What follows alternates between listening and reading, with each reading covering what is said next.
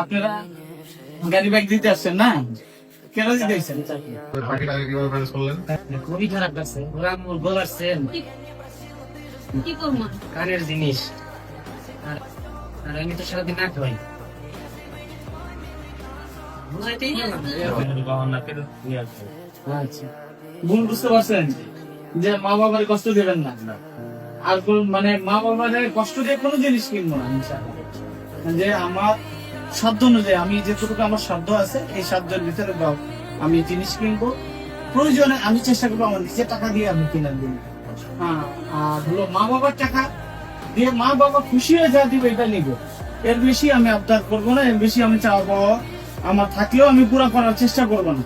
হ্যাঁ, যে মা বাবার কষ্ট দিয়া, ঠিক আছে না? ইনশাল্লাহ আপনি এই যে নিয়েছে, গাড়িতে কোনো সমস্যা হয়েছে?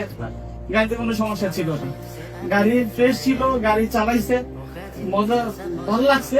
কিন্তু মার কষ্ট বাবার কষ্ট দিলে দিতে ছিল দেখে আপনি আবার ব্যাগ দিতে আসছেন, তাই না? কেসটাকে নিয়ে যেতে আসছেন, তাই না? আর এখন আমরা ইনশাল্লাহ এসএমআর এর পক্ষ থেকে আমরা ইনশাল্লাহ ওনাদেরকে টাকা ব্যাগ দিয়ে দিচ্ছি, আমরা গাড়িটা নিয়ে নিচ্ছি। আর ভিডিও যেটা ছিল ওটা আমরা ভিডিও যেটা ছিল, আপনারা অনেকে অনেক দৃষ্টিকোণ থেকে অনেক কথা বলছেন।